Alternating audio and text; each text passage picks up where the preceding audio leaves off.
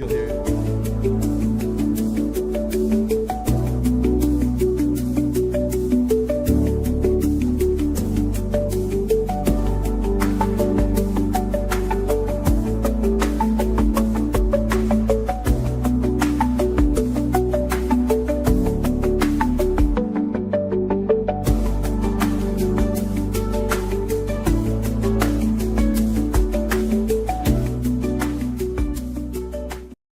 The big term of 2024, Anderson, is the manosphere, and we're all living in the manosphere now.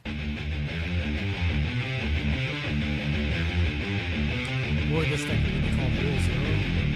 That was the old show. Not it. Hey, we're live. We're live. Mics are hot. Guys, welcome to a very special edition of Irrational Male. I hope I'm going to say your name right. Martae. Ruelas. No, there's no rolling of the tongue. Ruelas. Okay. You want to say it as English as possible. Anyways, we got Martae in, and I think you guys are going to enjoy this one.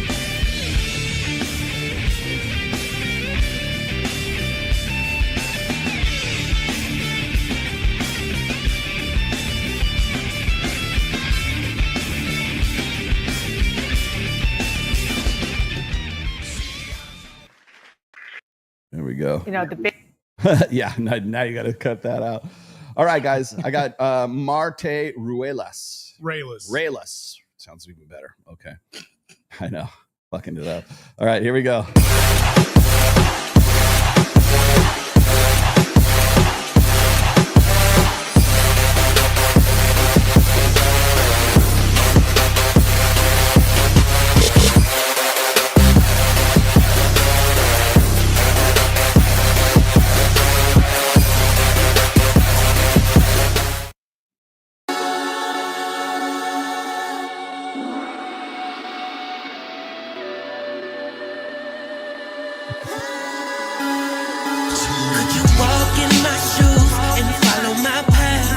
Could you do the things I've done? Could you face what I face and come out on top? Could you walk in love? Could you go where I've gone? See what I've seen? What I do? Could you? And at the end of the day, still walk. Could you walk in my shoes?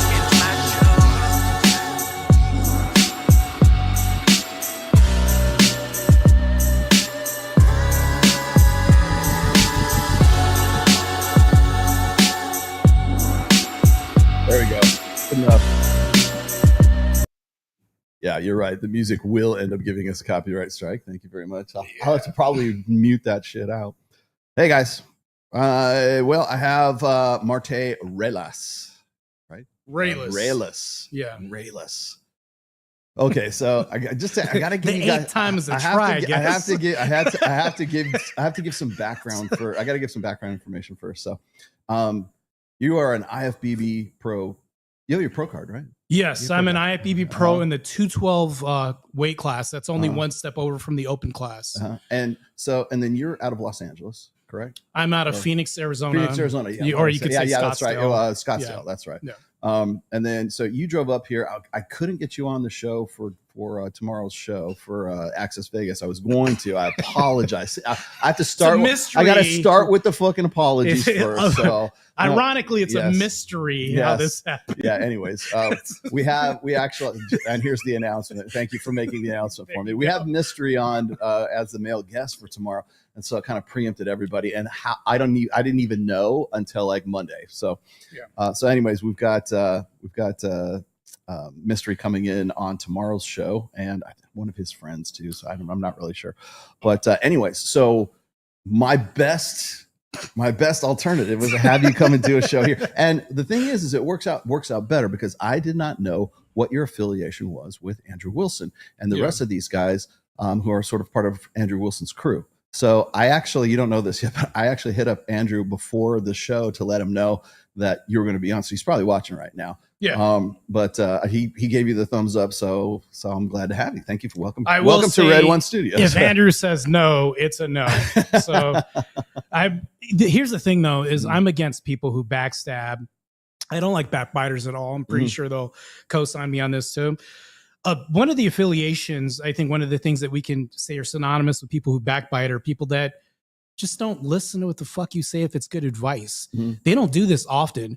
Like if we have a good crew and we're around each other, but I try to help you out and you're just like, screw off, do your own thing. You do that enough times, it's like, are you really in this crew or are you really trying to become one in harmony with what we're doing? Right. So I look up to him a lot. I respect him a lot. He does have a leadership role, and people can say, well, I'm not a role model. Well, it's not for you to decide. We can decide Other that for people get to ourselves. decide whether or not you are. Yeah. So like, and then you and I talked last night and a little bit today. And like, I had no idea, like I was going to have you on just cause you're a bodybuilder. You know? I just wanted to have you on so I could like get, cause I'm trying to do, Of course. I'm trying to, money, muscles and game. Right. So you will be the muscle side. If I put on Alvaro Pena or I had a Hide Yamagishi or Iris Kyle in here, people go, oh, I don't like muscles on girls. You would like them on Iris Kyle because she's 10-time Miss Olympia. So, but anyway, at least you're going to respect that. That's for damn sure. I do have a controversial question for you though. We're already started. We're probably going to have the You're going to interview me now. The IFBB is going to come after me after this. What's my stack? Well, no, that's actually people ask me that on that's Sunday. Normative actually to ask what I'm on or something. My question to you, Rolo, is if you look at somebody like Iris Kyle's an 10-time Miss Olympia champion. She's a bodybuilder, of course, but I have to ask you a question. What, other than self-ID, what's the difference between a woman transitioning into a man and a female bodybuilder? I think it's mine. I think it's the mindset, honestly. Because like if that would be self-ID. It is, but I would say besides beyond that, what would be the difference? Yeah, so like when I talk, because Iris is like one of the sweetest women I know, right? Like when I go and I see her, but like she's very driven, she's very ambitious, right? So she had to have some of that before she started, wanting to become Miss Olympia. And I can't put words in her mouth because she's I respect her. She's a good friend. Same. But yeah, I mean, you're essentially you're doing male hormones. Let's be honest, right? It's like people doing the transitioning process. The thing is like, then there's like the muscle mommies and stuff like that. There's like the girls who are like there's by order of degree. Like if you look at Iris is like, she's Miss Olympia. That's what they do. They're there to show off maximum amount of muscle to, and be, because it's an art form, really, just the way going on and posing and doing everything else. I look at like bodybuilding right now in a kind of a different way because my daughter was a pageant girl for a long time. And I understand what pageants are as a result of having that. Are you saying that bodybuilding is pageantry? No, it is. It is technically pageantry. I agree too. Yes, it is technically of a different sort, right? Okay. That's actually why I was actually a pretty good pageant dad with my daughter when she got a little bit older, because I took some of the principles of like bodybuilding and I sort of applied them over. It's like the competitiveness. It maps over. I'm like eye of the fucking tiger, really man. Well, actually, because understand that when those girls are like, they're all palling around with you out, off stage and stuff. They're not palling around with you. They're fucking with you. They're like trying to bait you for information and stuff like that, so they can get in your head when you're on stage with them. It's the same thing with guys who are like, when they do a pose down, they're like pushing people like out of the Pumping way. Iron, Ferrigno and Arnold. Yeah, exactly. Yeah, it's like the same concept. But I think there's like, and you know this because there's different categories in most bodybuilding contests. Certainly the O, right? My good friend Alvaro Pena, he's a bodybuilder, but he's not going to compete in the Mr. O. He's in the fitness divisions, right? Where they put on the board shorts and stuff. Like that's how you know it's the fitness division, because they have board shorts on, right? But I'm not going to throw any shade because I'd hate for these guys to come after me. Well, yeah, I mean, that's a whole nother monster. A lot of if you saw Alvaro, dude, the chicks just fucking fall for him. But I think that, is there any like qualifiable difference between that? All I would say is like she's still very feminine when you're talking to her and just her mannerisms, but she's as for physical. Well, the same could be said for the other too. Yeah. I mean, so here's the thing. This is what I'm getting at. Mm-hmm. So if you're doing this process of transitioning over, your voice is going to be deeper. Yep. You're going to be growing facial hair. Your meow is going to get bigger. So all these things happen. it's harder for me to reconcile what the difference is absent this self-ID. So now when you think about this, a lot of people have a lot of conflict with this, and they were like, they speak about this as a new thing. And this is what I'm getting to. This transitioning process has been going on for a very long time, but just underneath a different venue. And that's what I'm pointing to. Well, it's like just Jones, now we have an acceptable version that's like, you know, a niche, right? And then we have another niche. It's like, I just think that it would be very contradictory if somebody was against transitioning, and I'm not fighting for this too. And then they're saying, but I like female bodybuilders. Wait, hold on. It's like, but do you see what I'm saying? Yeah, I understand that. I definitely understand the sort of conflict there. But it's like E. Jones here is just saying female bodybuilders aren't saying that they are men. Yeah, they're female bodybuilders. Do they have the musculature and at least the masculine, you know, testosterone, you know, cues of a guy? Absolutely, it's they all do. self-belief, but though, they're right? not saying that they are. Some degree. Well, how many female bodybuilders are demanding to compete in the male Mr. O? Oh, you're talking. That's going to happen the month of February. Yeah, see, it's like so no, the same thing. Yeah. So it maps you know across the board the whole way through. I would expect. God, listen to me here. I would expect that there would be a male bodybuilder who would compete in the female Mr. O before the opposite. So happened. so I'm glad you brought that up. This is very interesting. I'm shocked that nobody in the IFBB has tried this. I'm shocked that no guy has tried this. I could be wrong. If you know, somebody may check me in the comments and say, no, there was a guy that put on a wig. I wouldn't be shocked if this happened, but we do see a form of transitioning happening.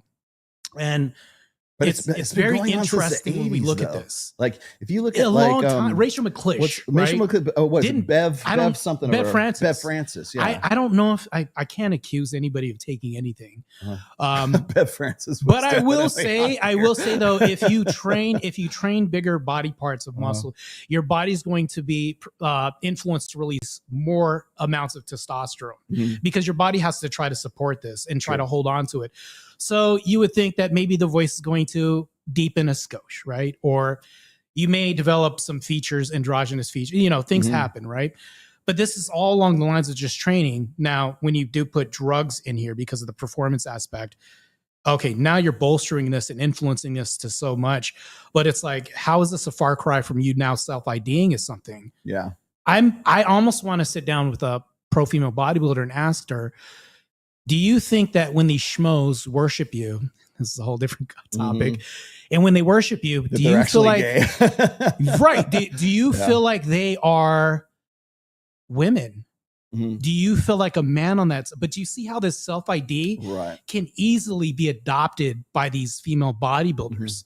So now they can say, well, any relationship they get into, the hierarchical role is screwed up. How traditional is that when she's used to running shit? I think there are far less. Maybe I'm wrong, but I think that there are far less Iris Kyles or Bev Francis's right now. Yes, and mostly if you get into female bodybuilding, it's like shape, it's like tone, it's like it's the bikini set or the fitness set. But they're not like overly huge. Honestly, I don't think a lot of women have the genetics to be a Bev Francis or to be a they don't Iris Kyle. Rare. And so I think it's becoming even more and more rare. Because most of the time at Powerhouse, there's a lot of different bodies in there. And the women that go in there that are like very tall and they almost universally they're like close to 5'11", 6 foot, and they're just like they're toned and they're ripped, but they don't have the mass of a dude. This is almost like the Silk Road fitness version of a melting pot in this gym, because you have the convergence of West Coast, and then you have like everybody else that comes in here. I don't even know what the culture of Vegas is, let alone like what our fitness atmosphere looks like. Bring Iris Kyle in here and ask her about But if you think, I know there's plenty of people I could probably ask about this. It's such an interesting thing she's to talk totally about. cool. She would totally answer that question. But this is the thing though, is if you were to ask her, and she runs in these circles often, having this business, running into fitness, industry professionals all the time. I mean, she definitely know this answer, but in this convergence where all these roads just meet in Vegas, this is entertainment center, right? Sure. Well, they had I can imagine Mr. O and Mrs. O happens here. Yeah, you'd see everything happen here, right? But that's the thing, though. I don't think that you would find like a really stark consistency, but you'd see every flavor, every type, you know, chocolate, vanilla, everything. So it's like, if you want to see what the hodgepodge of fitness looks like, this is the home of the O, right? For sure. You'd come here to Vegas and you'd find out really quick. But on the East Coast, Upper Anchorage, all this other shit, you're just going to be like, it's super rare. One of my, yeah. God, because people are going to fucking give me so much shit for this. Because as soon as as soon as you say you like something about a dude, oh, you're fake. But Jay Cutler lives here in Vegas. He's and good like people. he has been one. Yeah, he is good people. Every now and then, because he's friends with Hide. And every now and then he'll wander into Powerhouse, and I'm just like hoping I'm going to be there one time, because like I'll fanboy over Jay Cutler, because I've been doing his Max OT for a long time. Yeah. And but you're right. I mean, it's the who's who of bodybuilding in Vegas for sure. Yeah. I mean, where else? I mean, LA maybe. I don't know. I mean, you literally have headline performers here. Yeah. And then they go home and they do their thing and they go to the gym just like regular people. This is a convergence of entertainment, right? So if you think about bodybuilding, also entertainment. So I think if I was to do a debate with somebody and they were to say, well, is bodybuilding a sport? I'd argue that it's not a sport. Pageant. I'm going to have people come after me. Is it a competition? I don't really care. Is it a sport? Pageants are competitions. Yeah. So, I mean, we can have a competition right now, whether or not who has the best tan. Pose down? Well, no. You win. If you want me to take my shirt off, I'm not doing that for you. But as far I as half like, expected Alvaro to do that when he was who on has the the best tan? I'd say, of course, but I beat you by ethnicity. So it's like, but at the same time, it's like, what's not competitive? Right. You know, and which leads me to my next point. When people ask me, they'll say, well, what are you using? What's your stack? And not to mention that, but the most fucking annoying question I get is, how much do you bench? It's like, I don't know how much I bench. People Whatever ask I put on that night. Like, it doesn't matter. Like, I'm not on stage benching. That's not what I'm going to do. We have enough issues right now with people using fake body parts because there's fake ab installations. Like, we're doing all this shit. Like, you barely see like real anymore, because a lot of this is synthetic, to be honest. But I would even go as far as to say it's not synthetic when you do use performance enhancing substances as much as people think. Because if I take a boatload of just androgens, right? Whatever that is, like, let's say some millionaire was like, I'm going to fund your contest the next time. And it took everything, right? But I didn't train and didn't do anything. I'm not giving my body a reason to hold on to this muscle. Therefore, I'm not building or developing anything. Right. You need to be able to put work in to hold on to it. But people think it's just some miracle drugs, like muscles just going to jump on your body and it's going to automatically happen. No, I had to damn near almost die to qualify to turn pro at nationals.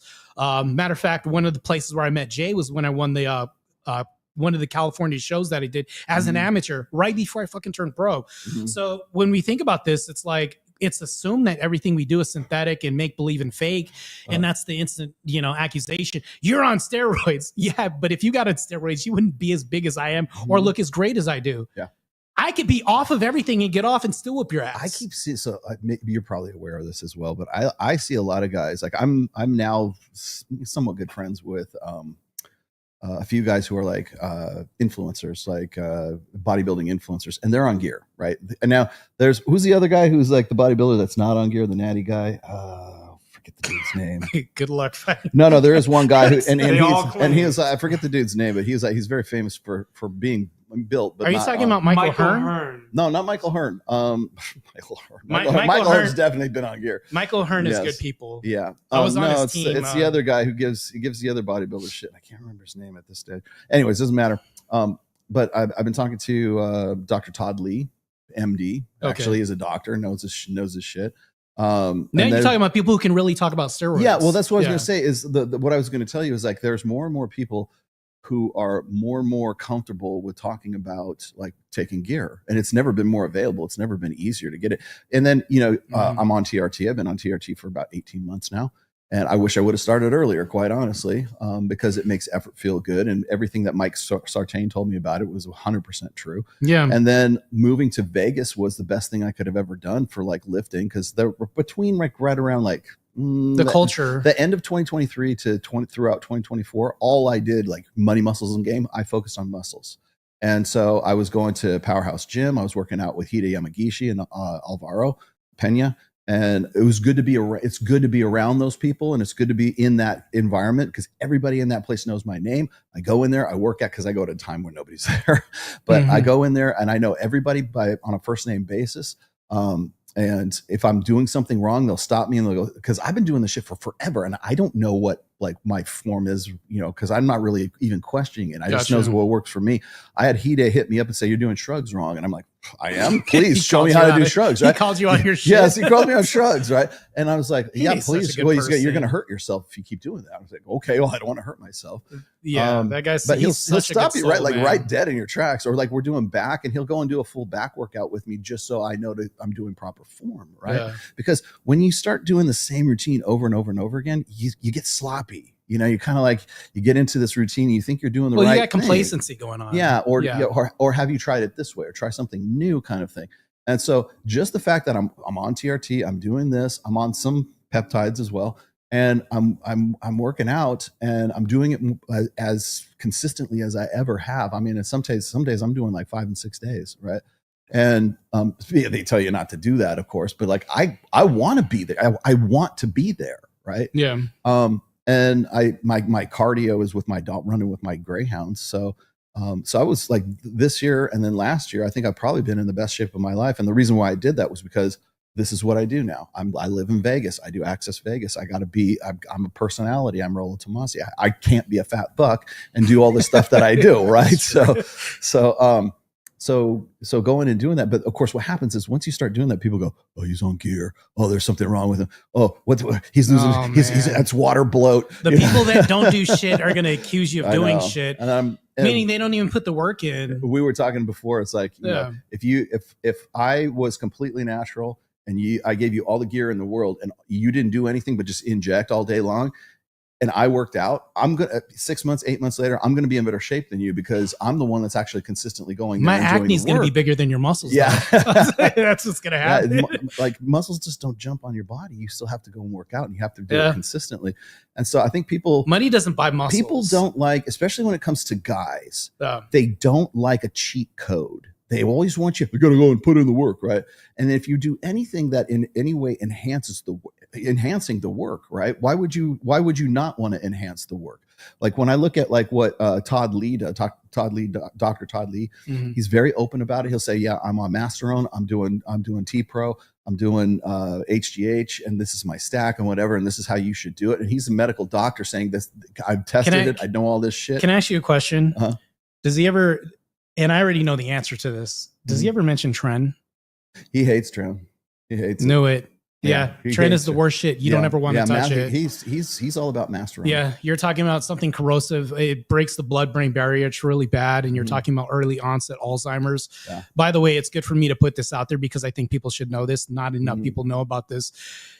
If you are going to, and this isn't an endorsement or promotion for this, don't ever fucking touch Tren. I don't care even if you're a professional. I'll not condone this. Don't touch it. It's like the bane of Satan.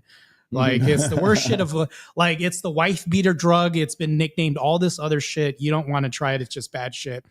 Go the long route. Don't take the cheat code. What's the joke? The joke cheat code. The joke is like if you're not beating your wife, you're not taking enough Tren. This is bad shit. But you bring up a really valid point. Guys are often shamed and ridiculed for beauty standards, right? Already, so if we're taking steroids, if we're breaking our legs to increase inches, right? If we're putting in lifts in our shoes, even if we're taking beauty products, we're called metrosexual. And automatically when you think metrosexual, it sounds like homosexual. So they're equated with this whole thing. But if you look on the female side, BBLs don't get condoned as much.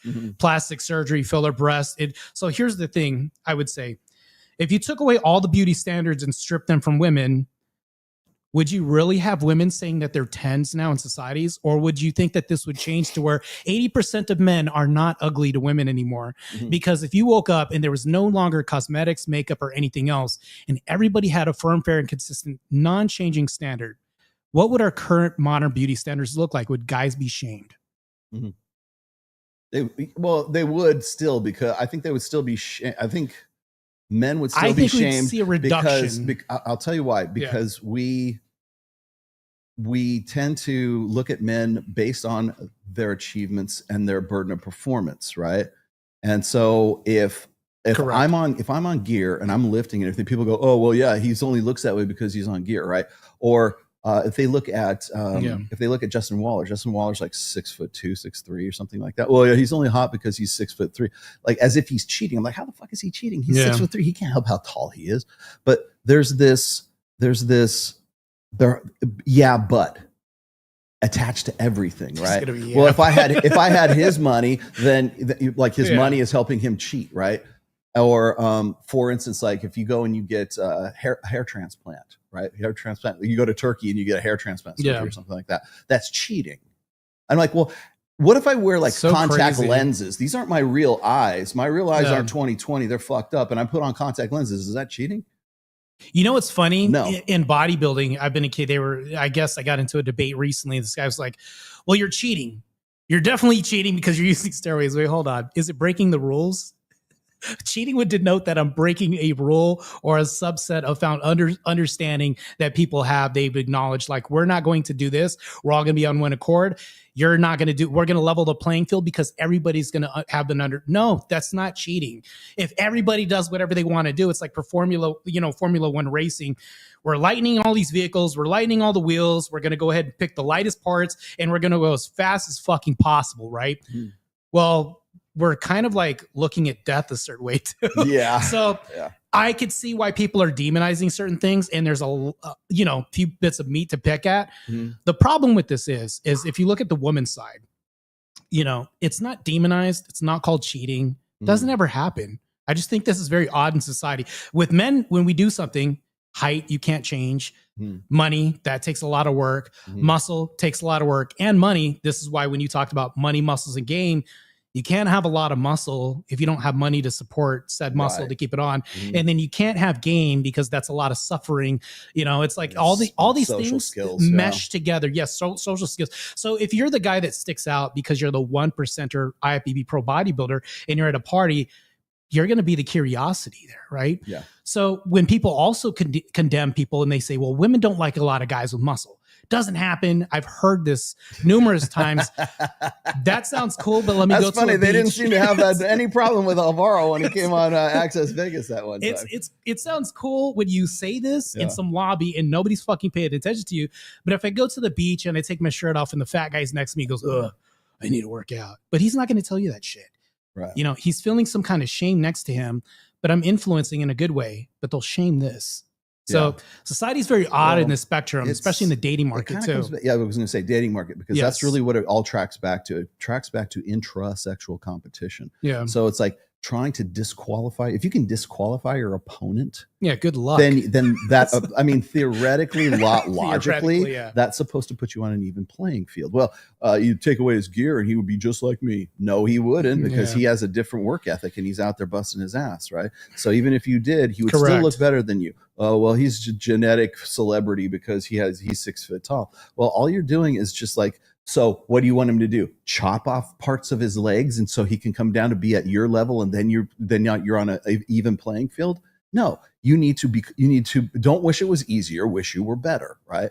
And so a lot of the stuff that I see when these guys they'll come at me, right? Because I'm like 57 years old. And they'll be like, well, imagine being his age and playing in a band and doing Access Vegas and being, being same jacked shit. And juicy and tan as fuck and living in Las Vegas. And I was like, imagine that. Oh, I wouldn't want to be like, what is he, 14? And I'm like, yeah, imagine that, because that's all you're ever going to be able to do is fucking imagine it. Like, remember that quote from Arnold? He's like, when I forget who was saying, like, it was in the 70s or something. There's a bunch of people saying, well, we wouldn't want to look like you. And he's like, don't worry, you'll never will.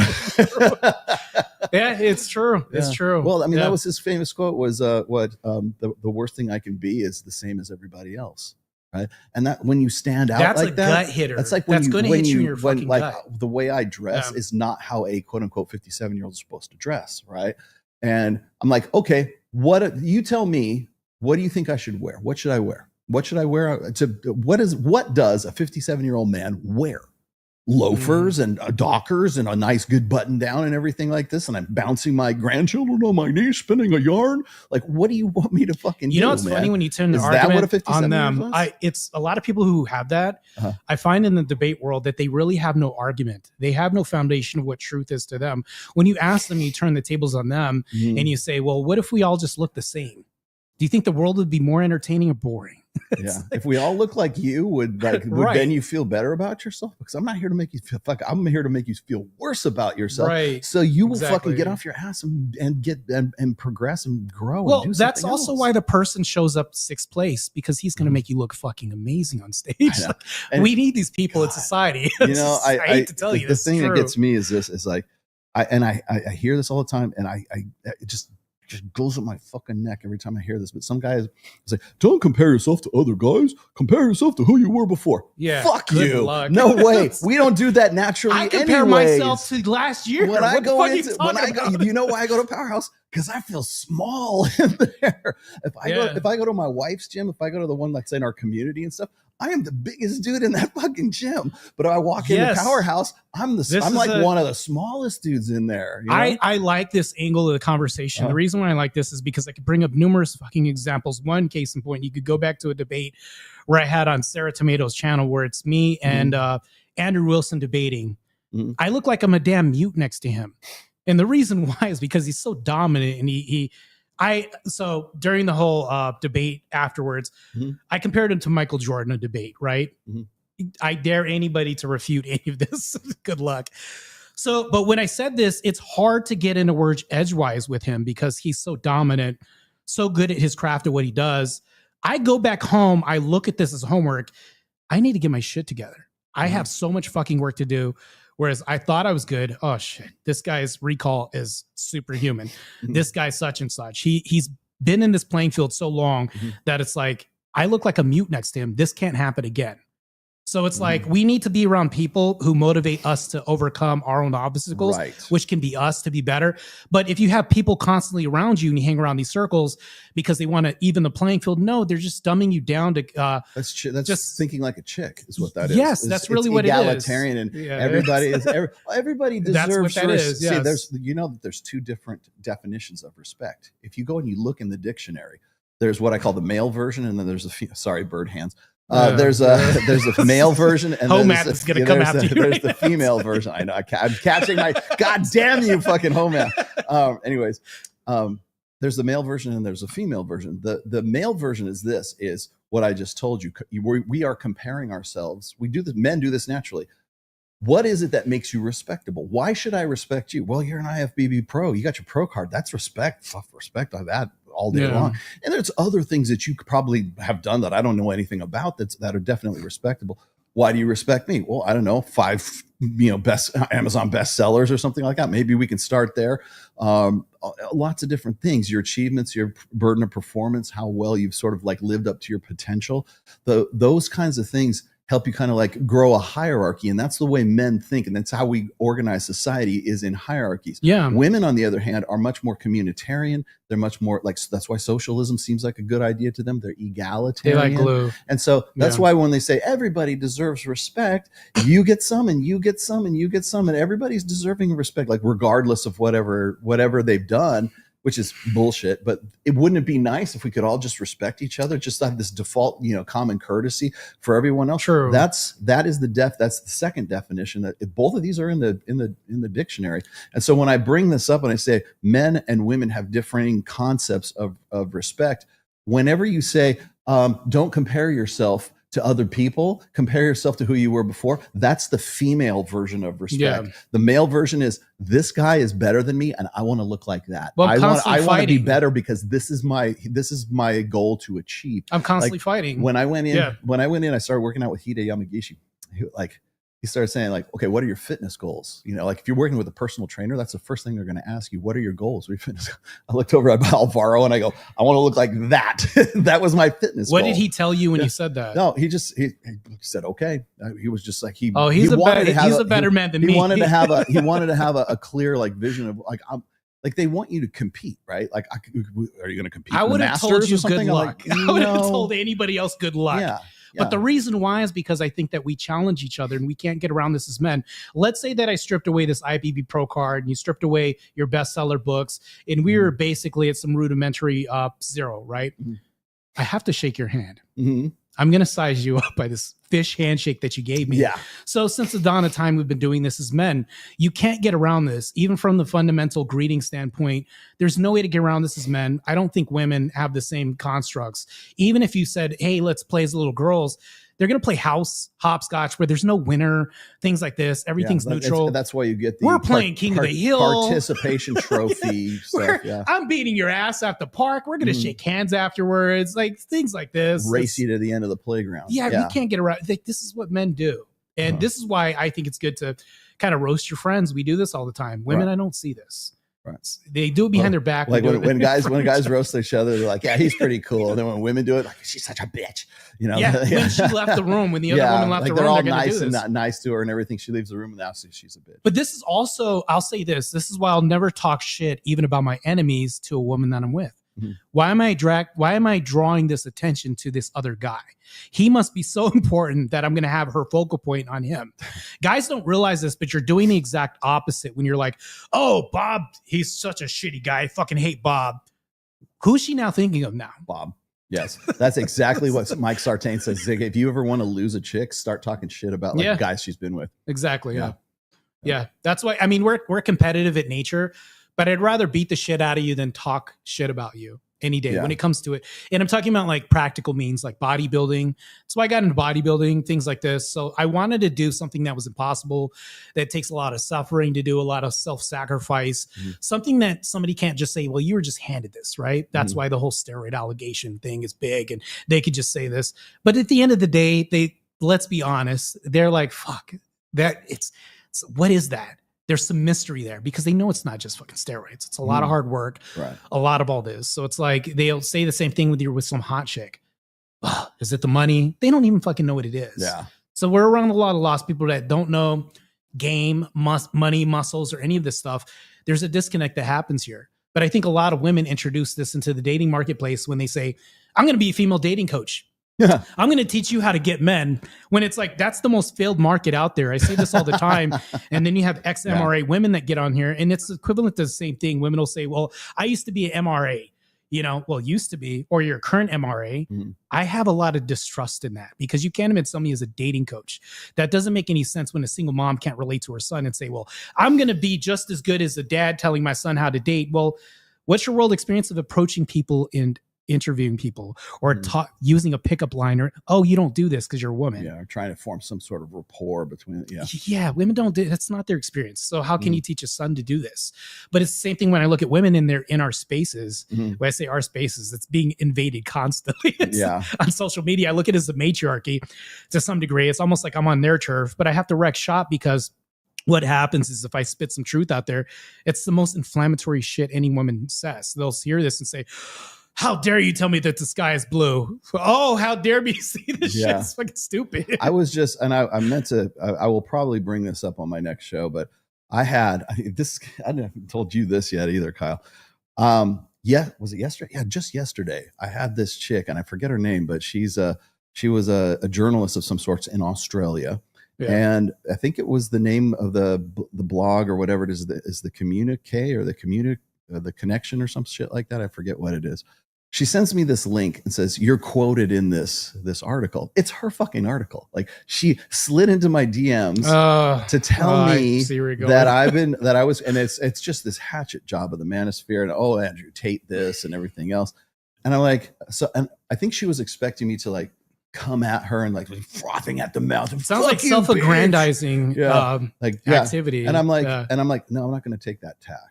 I'm going to say, like, why did you do this? Like, why didn't you just simply call me up? Like, I am you're going to say, oh, he was the so-called godfather of the manosphere. Okay, if you already know that, why don't you just like hit me up for a quote? Why don't you hit me up for like, if you're really into this sort of objective, unbiased, untainted journalism, why not just simply call me up? I'm the most approachable guy in the. I mean, that's a far manosphere. stretch. She's the Inquirer, and she's making Well, out to be bad boy. Well, now of course, I'm This is what's I'm happening. asking this from a very rational, very measured way of doing it. I'm not frothing at the mouth or anything like that. And I told her, I said, look, I said, you're basically taking me out of context in this quote that you have here because you think that it sounds egregious and you think that it sounds because of the way that it was the pull quote that she puts in there. And I know where it was from. It was from one of my Iron Rules of Tomasi, right? It was from number 6, which is like, women can't love you the way that women can't love men the way that men believe that women can love them, right? And so I'm like, if you would have taken that and you put that in there as sort of the prefix to this, then it's a different conversation. I said, no, I was analyzing her. I said, you pulled that quote because it makes it sound like I'm some fucking madman or I'm some misogynist. And then I read through the rest of the article, and the one word that is used over and over and over in the article is the word complaint, complaining. And it's funny that she brought this up because I've just been kind of like noodling around with an idea for a Substack post. Men cannot give anyone an objective, observational, most measured, most neutral statement of fact without it sounding like it's a complaint. If it's about women, female nature, right? If you say it seems to me that women are like this. I have observed women doing this, and and just as being as neutral and as objective as possible. Yeah. If a man has anything to say about female nature in the most measured way, it's always a complaint. And I'm like, why is that?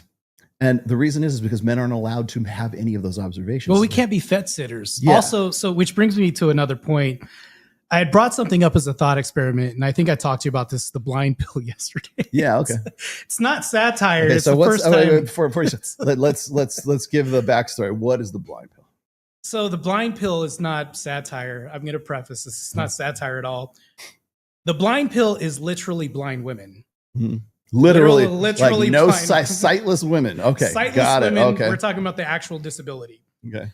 The reason why I brought this up is because one day I was thinking, and I said, well, these women are always attacking men for our preferences, right? Mm. What if you give them a rational reason for why? This goes along the lines of what you were espousing, right? With saying if we find the most measured response, we have to pick a side. Like they're going to force us socially by their end, or they're going to try to convince the world this. So what I did was I brought up this thought experiment called the blind pill. And I said, well, what if I open up a new dating market? And I was in Spaces. I was it was probably like 12 people, 10 people. And I brought this up and there's women in there. And I wanted these women to listen to this. I said, let's say that I open up this dating market, which I've never thought about till now. Blind women. Well, who's probably not going to be on OnlyFans sites? Blind women. Well, we're not going to get endorphin hits because we're getting likes. They can't even see the fucking likes. Mm-hmm. So then if you think about this, it's like, you're running out of the house with your woman who's blind. She's not going to be like, oh, I got to wear this because I care about what the world thinks. She doesn't care about any of this stuff, right? She just, as long as she's got clothes, things like this. So you're talking about a subset of individuals that you would think would be least material and not caught up in propagandized culture that a lot of women do nowadays. So when you think about this, are all blind women ugly? No, there's some beautiful ones. I went on this, I forgot what site it was, but I went at Curiosity, right? Beautiful women, really beautiful women. And when they look at men, they want to be as close to functioning in the real world as possible. Like everybody else, they want to be a part of society. Mm-hmm. Well, as soon as I brought this up, because they were like, well, you're not the tallest person in the world, she's going to be the least caring about the height.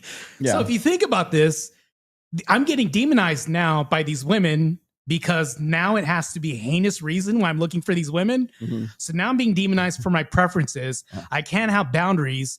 And then also, how is it not more virtuous for me to seek these women out, or not seek them out specifically, for me to open up my dating pool to these people? Mm-hmm. Because not to mention that, but also this is a part of like me being added on to whatever suffering they have too. Mm-hmm. Not only is it virtuous too, they can say, well, hold on. They push back and they said, well, these women could cheat on you too, and they could lie to you and stab you in the back. Just like, but hold on. These women are already ostracized enough from the world. They're not incentivized to push people away who can be their caretakers, people like this. They would look at you as the person that slays the dragon, saves the queen from the castle. They're not incentivized to do this. And they try to spin this on me and say, well, hold on, you could be the scoundrel, cheater person. Well, if we think about heroes like Daredevil, their senses went up. So if you think about this, she's probably going to smell some other woman's cologne on you from 10 miles away. I'm hyperbole here. She's probably going to know from voice inflection, tonality, if you lied to her. So we can then, vet out. It's like a self-filtration system. She's going to vet out the liars, cheaters, and everybody else because things aren't consistent. You move something in the house, she stubs her foot. Why did you move this? Things like this can happen, but she's going to look at life like this as your dating habits with her like this. So now that I presented this blind pill to you, guess what happened with the women? Demonized. I can't ever pick my own preferences. I can't have my bad. Even then, even when I'm picking the most virtuous route as a guy that's loyal, faithful, hardworking, genuine, still demonized because there has to be something nefarious. You still can't get around this. So even as a thought experiment, when I brought this up, demonized. So what this did is it exposed what modern dating looks like, maybe through the guise of maybe 7 women that were in this room.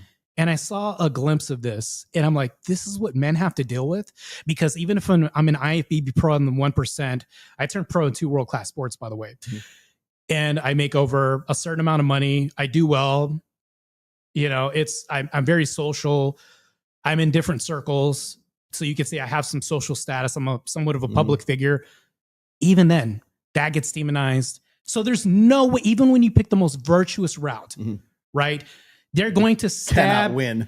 They're going to stab these women who are disenfranchised even worse. Just think about the ramifications of this. You can't even pick a class of individuals who are invisible to regular society. That's crazy. Yeah. Well, I was going to say is a lot of that goes back to what I call the sisterhood uber alles. Okay. It's women, regardless of religion, regardless of politics, of race, of, anything else, women are women first. And so when you're talking about dating a blind woman, they want to close ranks and say, how dare you? How dare you? First of all, how dare you have any stand? I've written so much about how men aren't allowed to have standards. How dare you have boundaries? How dare you have preferences? How dare you have standards? How dare you have boundaries? Right. And I've thought long and hard about this. I'm like, why the fuck is that? And the reason is because it is what I call the existential fear of women. And what the existential fear is that they would get with a guy who they thought was alpha, or God forbid, they get impregnated by a guy and carry the child of a guy who they thought was alpha or thought was one way. And then later on, tricked you, gotcha, bitch. And he turns into a beta or he turns into an abuser or whatever. And you will hear women to this day, like right now, I remember when I think birth control is doing that, by the way. If a woman says, hey, I'm devoted to my husband, I love him implicitly. I don't have to work. I'm a stay-at-home mom. He takes care of everything for me. Every woman that's on social media will go, you got to get your bag, girl. You got to get a job. You got to make sure you got them because you don't know when he's going to be a cheater. You don't know if he's fucking he's looking for a trophy wife. You don't know if he's fucking his secretary. Yeah. And it's I'm like, why would that enter your head? And I'm like, it's because that guy might not be who he presents himself to be. He's a counterfeit, right? He's a Confederate, right? He's a guy who is who could be something else, or he becomes the red coats something are else. coming. And so what it is that's so even when because I've had this conversation before with women who are they'll be in their 30s and they'll have gone through they've done everything that everybody told them that a woman should do. You've got to go to college. You've got to get your bag. You got to start your business. You got to have that. You got to basically you're following a male life track is what you're doing. Yeah. And the reason why they're told to do that is because you can't trust men. Men are inherently untrustworthy. And either it's Homer Simpson or you got a borderline abuser or you got Mr. Incompetent who is Gen Z, right? They can't drive a stick and they can't change a tire and they can't tie a tie or whatever. It's they're completely incompetent. Yeah. So if those are the 3 archetypes that women have to choose from, by order of degree, if those are the archetypes, it makes sense for women to go and ensure their own long-term security, because you can't trust a man to do those things. And even in the most ideal situation where you've got a pretty well-off, affluent, rich man who is, still loves you, Still. and still, even in the best of circumstances, the best case scenario, you still got to get your bag, girl. And that's he could funny. still change on you. There might be Yes. something wrong with him. He might be, he might be brain damaged or some shit like that. And you got to have a backup plan, because if you don't, you'll be off on your own and you'll have kids and babies and you'll be out on your own. And what they're basically describing is what I call the existential fear of women. Is you had sex and you had babies with this guy, you entrusted this guy, and then he essentially raped you. He essentially took away your choice of your hypergamous choice by tricking you. That's why women rely. That's why women rely on each other. That's why women rely on social proof and pre-selection, because they can't be their own feminine intuition is not 100% reliable. So they got to go to the collective of women and say, "What do you think about Martae? What do you think, Mom? What do you think, Sis? What do you think? Niece, what do you think?" You're not just dating one woman, you're dating all of her female friends and all of her female family members as well. And they have to be approving of you. Her girlfriends have to approve of you. It's so and dumb. even then, you're still not trusted. You still got to get your bag. I have to marry your family before I bet anybody or wed anybody. At the same time, what is this? It's a phone. Who built the phone? Who maintains this phone? Everything else. But we can say that, no, we can't depend on men, because what'll happen? Meanwhile, the whole time, your whole existence, you're depending. This chair I'm sitting in, this microphone, a man had to intercede with your mom to create you. Yes. A man had to build those chairs. We know. This guy. So it's crazy because so you can't get around this construct of red flags. Everything's a red flag. So if I think about this, the fact that I'm associated with Orthodox Christianity is a red flag. The fact that I'm IFBB pro bodybuilder is a red flag. And we can dive into this too. The fact that I do look at red pill prescriptors he's on testosterone. He's cheating. But descriptors is a red flag. So if you think about this, the reason why these are red flags, and people can wonder why Christianity or looking at red pill descriptors as a red flag or anything else, is because a lot of women will look at this and they'll see me eating chicken and rice and greens. I can't eat the cake if I date him. Right. I can't go to like the male strip club because he's a Christian. I can't. So I am the biggest, and I will say this, it's quite opposite from what people think. They'll say, well, a red flag is this bad boy. No, that's your green flag. Like, that's what you consider everything that's, just think about backwards. If you think about Bizarre World and things are backwards, that's why when I look at women, it's almost like they're speaking out of both, sides of their mouth. And I halfway listen to people who are MRAs, who are women, people who are trad wives online, even though you're tonguing down a cake. There's a certain ex-sex worker that does that, and she has her own ministry, things that I don't do. I just brought that up on like 2 shows ago. And that's the thing, though, is we see through all this. We see the double speak the whole time. You can tell us what's a green and red flag. All we see is like black and white, to be honest, because it all looks like the same shit. I will never look at a woman, and I'm not making a monolith, and I'm not saying all women, but when women come at me and they say, well, no, this is what you should do, I automatically tune out. Yeah. Because, single moms aren't doing this. They look at the outcomes.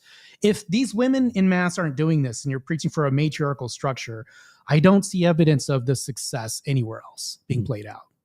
So don't see it. I'm a red flag. I'll inherently say this. I am a red flag. Well, I think that's one of the reasons why everything is a complaint, and men aren't allowed to have standards. Men aren't allowed to have boundaries. Men aren't allowed to have preferences or anything like that. The reason for that is because, like, by inch or by mile, what happens is it is a limitation on their ability to be in 100% control of their hypergamy. You know what they'll say? They'll say, you're intimidated. No, it's limitation. Yeah. Because what you're doing is you're setting a standard that I don't set for myself. That's consistent. That's grounded in truth, in fact, in reality. You don't subscribe to that, but you're going to subscribe this and project it onto me. Well, I mean, think about like when it comes to women being, let's just say, raped, right? When it comes to women being assaulted, when it comes to the reason why those are such egregious, like invasive sins for women. Now, the reason why that's like at the top of the list for women is because essentially what it is it's by force or by violence, a man taking away a woman's reproductive choices is what it is. And so now that if that's the worst, what's the least? Talking about your preferences, talking about how your selection process funny? preempts hers. I don't see a middle ground. You ever notice that? Yeah. There is no middle. It doesn't exist. That's why it's you're either the person that genocided a whole community or created this, right? Or you're like a saint. There is no gray area. Well, for instance, like when I'm all about is trying to stay as objective and as measured and like that. Like people always say, well, the red pill's an ideology. No, it's a praxeology, and explaining that is like really difficult to a lot of people. But when I do try to explain that, especially when I'm explaining it to a woman, the thing is like even if you're making as objective an observation as possible, it's all, like I said, it's always a complaint. It's always those red pill guys just complain. They think that they're owed sex, right? Notice what they say, owed sex. Because nonsense. There's nothing that is more, because that's essentially what that is. It's adjacent to grape culture. It's a guy through logic, right, trying to convince this girl that she should sleep with him, have his baby. Because look at me, I'm the perfect guy. You keep going out with assholes. You keep going out with jerks. You keep going out with dark triad They're guys. selling the villain. You keep going out with the Tinder swindler. Yeah. When I've listened to you, I've taken the notes. I have the Excel spreadsheets. I have catered my entire life so that I can identify with women, so that I can be more like them, so I can be more accommodating, so I can be a good father. I'll read to my kids. I'll take them to baseball practice. I'll do all this stuff. I'm the perfect guy.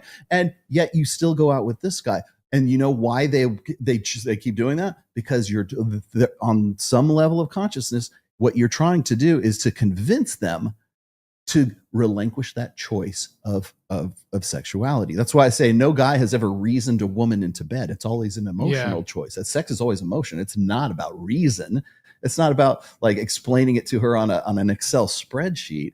It's about like vibing, right? It's about this emotional, it's this connection of energy or whatever. They can't put a name on it because it sounds like magic. Oh, I hate that word. But really what it is like if you're trying to convince a girl to have sex with you, just the act of, you're a sex pest, right? Just the act of trying to convince her means she wants to punch you in the face. She's like, okay, why is he telling me this? Because he wants to have sex with me and he wants to reproduce with me. And in doing so, and by convincing me, he is taking away my choice, my reproductive choice. Oh, he sounds like he's the perfect guy, but I really want to fuck Chad over here because he's fun. He's exciting. I know he's not the best for me. Maybe I can lock him down. Maybe I can't. He's a drug dealer. He's a gang member. Doesn't matter because he gets me off and he doesn't. You know what he doesn't try to do? Convince me to have sex with him because she already wants to have sex with that guy and she doesn't want to have sex with a guy who, like, logically, reasonably, rationally would be a good choice for her to get with, but she won't do that because he's explaining the game instead of playing the game. And in explaining it, you may as well be a rapist. It's funny because you'll have two different distinct sides. The two people can't sell each other. But the best way that I've ever, quote unquote, sold anybody is by pushing people away, to be honest. I've literally said, no, you're not going to have my time. Like, I don't have any time. Sorry, I'm too busy. Next thing you know, green flags all day. Yeah. Green flags are flying everywhere. But the moment I say, hey, listen, I'm HR. I just happen to be in the friend zone. I'm the walking HR corporate from your friend zone area. I'm the best candidate, right? Turned off. Red flag, all this, even though you may be the best option, it doesn't fucking matter because you're trying to sell her this. You're trying to sell the Honda Civic and tell her it's bad. No, because I'd rather a woman believe that it was on her terms because I pushed her away and she has to overcome some obstacle, all this. And then me, you know what? Because I'm benevolent, I'll just allow this. I guess you can hang on these coattails. Like, better chance of doing this. It's funny because it's so backwards. But I mean, I see this often in society. This is why I don't try to sell women. I don't try to say I'm this IFBB pro bodybuilder. I do all this others. I don't have to do this. Do I have to tell somebody a bodybuilder, or can they just kind of tell this? Figure it out. Yeah, rich guy. A king doesn't have to tell you he's a king. Exactly. You figure it out on your own. Yep. Right. Yeah. All right. What's wrong with the manosphere? The manosphere. Yeah. You want? So- I know you wanted. I know you wanted to go jump into the manosphere. I know you wanted to jump into the red pill stuff. There's a lot of this. The we could Andrew jump Wilson into. stuff. Like, There's a lot. Where do we want to go? Andrew Wilson is. I wouldn't put him in any sphere. Mhm. I would not put this man in a box. If we talk about family, I don't have a blood family I'm close to. Mhm. So whenever I talk about him, it's like me talking about my blood brother. So one of the things that I'll look at is like, do you ever put family in a box often? Right? We don't talk about it in these spheres or anything else like that. Hence, it doesn't exist. So when I think about spheres or whatever he's adjacent to, I just think family. So whatever else people are talking about, they tend to put him in the red pill sphere. They tend to say, well, he's red pill and he doesn't subscribe to any of this stuff. He'll look at the red pill as like, oh, that's a data packet of like maybe warning signs and cautionary tales and things like this. Well, that's common sense and logic. But then if you look at the red pill, it's fractioned off. Almost like there's a schism, right? So red pill schism happens somewhere.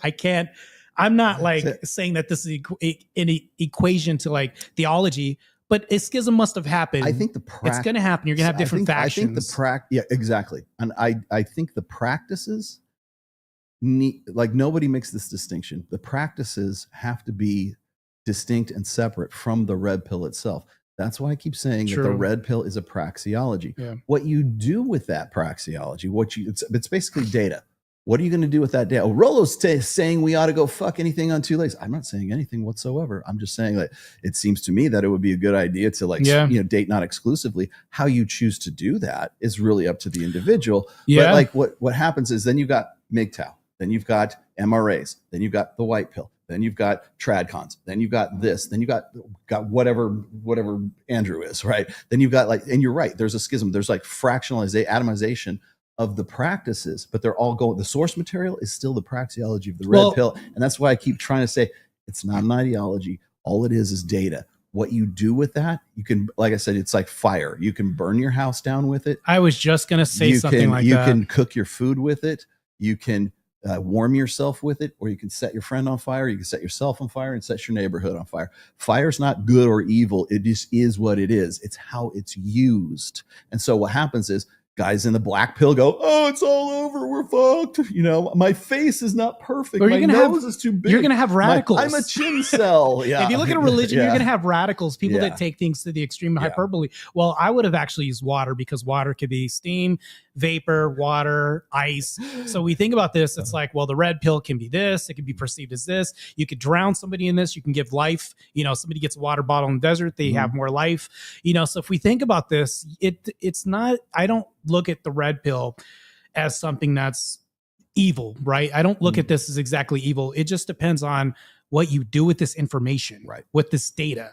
If I give you some data and they give you a code somewhere, okay, what are you going to do with this code? Are you going to crack a safe? Are you going to keep it to yourself and die with this password? It just depends on what you do with this. What I've said before is, like, you can't give people facts or objective observations, or you can't give them data and stats and stuff like that without telling them how to feel about it, especially in the social media. That's crazy. Age. Because if you don't, they will hate you for it. And if they don't hate you for it, they'll infer what they think you meant. Because, oh, what's he trying to convince me of? Oh, if they agree with you, then you're like the new Messiah. If they disagree with you, if it rubs them the wrong way, or there's just something that doesn't sit right, then they'll think you're trying to sell them something, and you're a charlatan after that. Well, logic can't. But they'll figure something out. Like, you can't just give them numbers and code and ones and zeros. You can't just give them just data without saying, here's what you should do with this data, right? Because, and here's how, here's 7 tips, and number 4 will shock you. You know, that kind of shit. That's what they want. They want lists. They want recipes. They want a program. And then if it doesn't work for them, then they can tell you fuck off. And if it does work for them, then they're like, oh man, he's great. Okay, I can't say enough good things about him. They're making things difficult for themselves because they're taking logic and adding emotion and colors and all these other things like vibe, energy, and all these other stupid things. So case in point, I think I just tweeted something, Rick. I think it was today. It was emotional intelligence. I fucking hate this word. The reason why I hate this word is because they don't exist on the same. If the ship is sinking, right, Or matter of fact, better yet, you're lost in Vegas. It's your first time here and you're trying to find the directions because the navigator's telling you things. What do you say if people are loud? Shut up. I need to think. I'm looking for directions. So we can't turn down the radio. We can't see these. So it's like, if you think about this, it's like, well, hypoxia, oxygenation. Okay, this is doublespeak. It doesn't make any sense. So if we think about this, it's like flaming water. Okay, it doesn't, like, these two things don't exist in the same universe at extremes. And they're always in contest with each other as opposing forces trying to denounce one another, emotion and logic. So I don't know why, but I think that it's also part and parcel due to a subset of the feminization of men.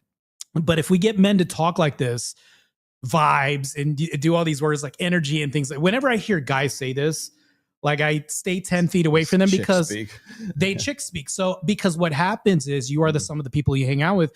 Guess what, Rolo? If I hang out with you too long, I'm probably going to start saying some words that you say, right?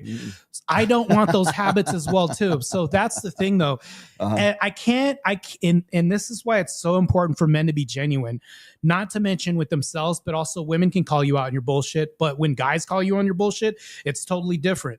The reason why I can say it's different is because when you're ostracized from men, it's different. We're ostracized from women on a regular fucking basis. But when there are guys and you break some bro code out there that's unwritten and you're ostracized, it's going to hit 10 times harder because you lost a real ally, somebody that would die for you. That's not incentivized to fuck you. That's not incentivized to do anything else. You lost a real fucking family member. This is why backbiting, backstabbing, and things like this with men, I mean, to me, it doesn't fly. Like, I have a zero tolerance for this. Like, I would never stab you in the back. That's why we call it. Else. That's why we call it bitch behavior. Yeah, that's what a bitch would do. Yeah, exactly. Yeah, so I think roasting is one of the ways that we bond. Believe it or not. I mean, we're sussing out this behavior. Be it a handshake when I greet you, I'm sizing you up, and not to mention, could you ever say this actually stops with friendships? No. I'm shit testing you. Dude, I fuck with Mike all the time. I'm elbowing him. Like, you'll see us, like, we'll be on the show and I'll just like, because we have inside jokes like nobody at the table gets what we get, you know? Yeah. So. Yeah. All right. Good shit, man.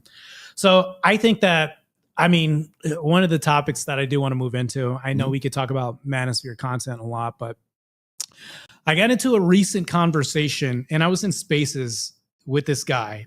I don't know if you're familiar with this guy.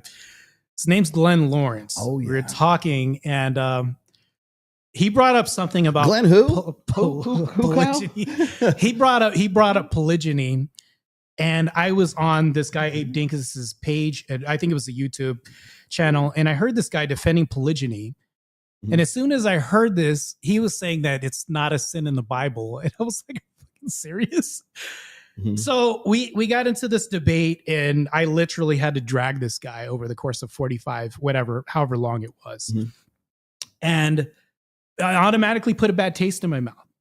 But this goes to the point of when men say something and they espouse something that is cancerous to your circle or your tribe. To me, I feel like it's bitch behavior not to counteract this or to counter this when faced with this, because somewhere along the line, because this is recorded space, somebody's going to say, well, you're against this. How come you never said anything when Glenn Lawrence was saying this? So this is why I am putting this out to the universe. Glenn Lawrence, if you're listening, I do challenge you to a debate. He is. And if you do not want to challenge me to a debate, then you're the guy that doesn't want to meet the school bully after dark, and you therefore know your place in the universe. So I'll just leave it at that. So, yeah, this is a call out. So, Sarah, if you're listening, I challenge you to a debate. Let me ask you this: the first thing you were talking about was polygyny, right? Yeah, polygyny. So biblically, like, what was your premise on that? So here's the thing: he can say, "Well, there's no sin in the Bible. It's not a sin. It's not mentioned. It happened." Well, the problem with this is when you look at Solomon, people like this who had like a lot of women, the outcome was a consequence. Not to mention that, was this a consequence? Let's say that I have a wife, and this is the train of logic we went down. If I had a wife, let's just grant that it's not a sin mentioned in the Bible. And we have this covenant, it's just me and my wife. What would I need to do to introduce a new woman into this relationship? Sin. I need to go outside this covenant. There's no way you can get around this. So we couldn't reconcile this. Uttering stupid shit like, well, if your wife's okay with that, well, hold on, this isn't Christian either. Right. She's subverting your authority. There was no way to get around this. And then he came with this premise. And this, I'm just going on the frame of reference from the clip that I posted on this. If I'm Muslim and I have 3 wives and I convert to Christianity, what do I do with these other wives? Do we worship the same God? Do Muslims worship the same God as the Christian God? He said, it's a false God. I said, great, it's a false God. Can I practice these Muslim beliefs when I go into Christianity? It's like his worldview crumbles. So it's like, so when we think about this, and these are very rudimentary premises, right? That'll destroy his worldview. But if I look at this, I think that your view on sex and women in the marketplace tells me a lot about your value system and who you are as a man. So case in point, if you espouse yourself to be a pimp, a player, and maybe, okay, let's say you do use money, muscles, and game, but you're having to stab guys in the back to do this. All these other traits that we don't want to map on bitch behavior. So there's a lot of this, right? So we see in culture nowadays, because what people will do is the same thing and demonize the red pill. They'll say, I see a lot of descriptors, right? But I'm also going to give a prescriptor of how to do this. Right. This is how we undermine this guy's wife. I know she likes me a lot. Well, hold on, that's somebody's wife. You see what I'm saying? Yeah. So if we think about this, like there's also inherent truths in nature that we have. So, I mean, if we think about this, if you're the guy that sleeps with people's wives, what does that say about me that I hang around with you? So it's like, I pay attention to these little cues with male behavior. So I think that if you're willing to do this with this, how come you can't stab me in the back with the same premise? Because my wife's around me. You just slept with somebody. You see what I'm saying? So I only want people who are genuine and who I support the same beliefs with. Case in point, when I heard this debate happening with Glenn Lawrence, quickly jumped into this. And I was like, this is utter bullshit. It's automatically, because now you're espousing some theology behind it, and then you're using this to promote it. This is crazy. So if you're willing to go this far to bastardize something, what else are you willing to do around your boys? What else are you putting? If you consider yourself to be a prominent male figure in some space, because this is what you got written in your Bible, this should be crushed, which I plan on doing. Right. It's. I think it's along the same lines as, like, I mean, just like even from an intellectual perspective, like if you see a fraud, you have to call the fraud out, or you're a fraud. Well, it's what we would call a sin of omission, because you're not speaking out about it. Like, let's say that there's a grape happening or some bad nefarious thing happened. How are you not party to it because you're not reporting it? And better yet, what does that say about you and your character if people call you out on it and you didn't stop this, but you allowed it? So if we think about these things, like, you have to be consistent in your logic and your rhetoric. And also you have to be genuine as well too, because you can be called up for your bullshit all the time. You're being shit tested by the world regularly. So when people talk about shit testing, it's not women that are doing this. Society is doing this to you at large, especially if you're a social media presence. Right. So I think that if you have a worldview that's faulty, it should be challenged. And if it crumbles, good, fucking good. Yeah. So I think that's one of the things that like throws a lot of people off about me is because like I'll be married 29 years next week, or actually this weekend. Oh, congrats. Thanks. Yeah. And like I was telling you about that one article where that lady, the chick who slid into my DMs to give me the, you're quoted in this, right? I'm like, I wonder if she knows that, like, because she thinks I'm like some sort of divisive element in the manosphere, right? She thinks, they're fiendishly trying to tell these poor guys to be more toxic and to be more misogynistic. And I'm like, what? I wonder if you know that I've been married for like almost 29 years now. I wonder if you know that my daughter is like 27 and she's been married for 2 years now, right? I wonder if you know anything about me whatsoever. And then what happens is, but that's from what, like, okay, from her perspective, very liberal, very lesbian, very whatever. I don't know what the fuck she is, but so that's for me, that's easy. That's a gimme, right? When one of the reasons why I think I'm still kind of on the back burner, I get ignored by like guys like Michael Knowles or Matt Walsh, is they don't know what to do with me, because I'll be on Twitter, and it's happened so often. It's like clockwork.